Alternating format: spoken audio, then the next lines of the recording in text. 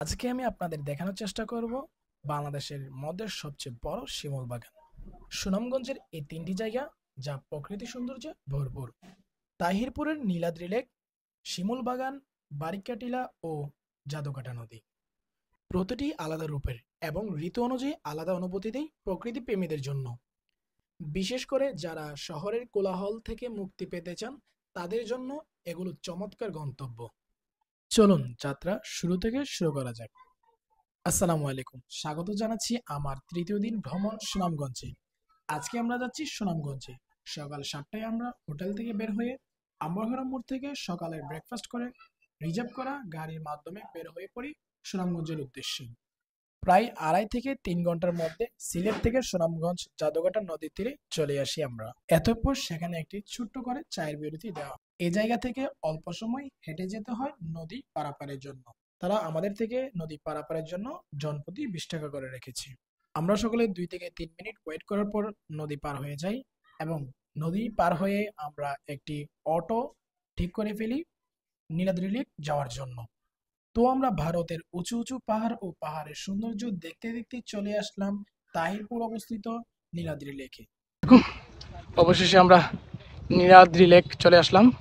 নামাজের পর আমরা শিমুল বাগান ঘুরবো। আপনাদেরকে এখন নীলাদ্রি লেক দেখানোর চেষ্টা করব। নীলাদ্রি লেক তাহিরপুর। নীলাদ্রি লেক বা শহীদ সিরাজ লেক তাহিরপুর উপজেলার এক চমৎকার নীলা জলরাশির লেক। লেকের পানি এতটাই নীল আর পরিষ্কার যে নামেই তার পরিচয়, নীলাদ্রি। এর চারপাশে রয়েছে পাহাড়, চোনা পাথরের খনি এবং প্রকৃতির শান্ত পরিবেশ। মনোমুগ্ধকর সৌন্দর্যের কারণে বর্ষা ও শীতকাল 2 মাসেই পর্যটকদের ভিড় থাকে। নৌকায় করে অথবা পাহাড়ি পথ দিয়ে হেঁটে এর সৌন্দর্য আপনারা উপভোগ করতে পারবেন।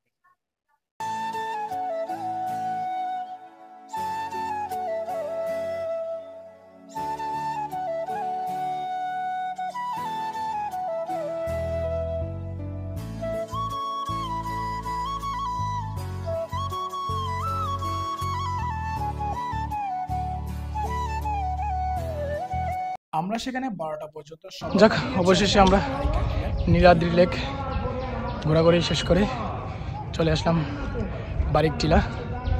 তারপর আমরা ঘুরবো নামাজ পড়ে, জুমার নামাজ আদায় করে শিমুল বাগান। সম্পূর্ণ ভিডিওটি দেখার অনুরোধ রইল। যেহেতু দিনটি ছিল শুক্রবার, জুমার দিন, সুতরাং আমাদের সকলকেই জুমার নামাজ আদায় করতে হবে। এটা এসে বারিকা টিলা। বারিকা টিলাতে তেমন কিছু নাই, জাস্ট একটা পাহাড়ের মধ্যে। সেখান থেকে জাদুকাটা নদীটা দেখা যায়, সুন্দর ভিউ। সামনে যাচ্ছি, দেখি আর কি পাওয়া যায় বারিকা টিলাতে। দেখার মতো কি আছে?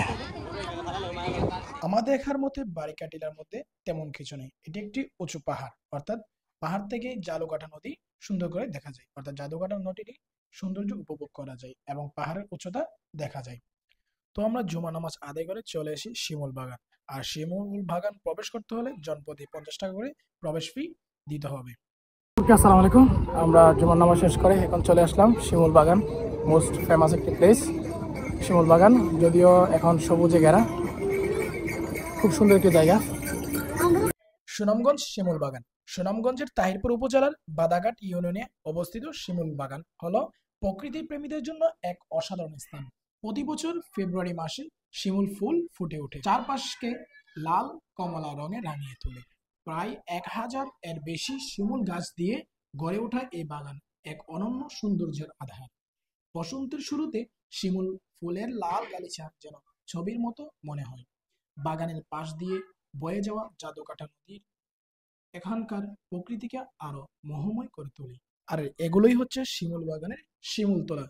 যাক, শিমুল বাগান খুব সুন্দর ছিল, সুন্দর আছে। যারা আসবেন অবশ্যই সেই জন্য অনুযায়ী আসবেন। খুব সুন্দর একটি জায়গা। এখন আমরা শিমুল বাগান থেকে বিদায় নিব। তারপর আমাদের পরবর্তী স্পট, অর্থাৎ পরবর্তী যে স্থান রয়েছে সেদিকে রওনা হব। চলুন যাওয়া যাক। ওকে, এখন আমরা শিমুল বাগান শেষ করে বের হয়ে যাচ্ছি আমাদের পরবর্তী পর্যটন, অর্থাৎ পরবর্তী স্থানের দিকে। তো আমাদের সম্পূর্ণ ভিডিওটি দেখার অনুরোধ রইল। আমাদের ভিডিওগুলো আপনার যেহেতু 4 দিনের সফর ছিল, সুতরাং পর্ব আকারে আসবে ইনশাল্লাহ। দেখার আমন্ত্রণ রইল, সকলকে দাওয়াত রইল। ধন্যবাদ সকলকে।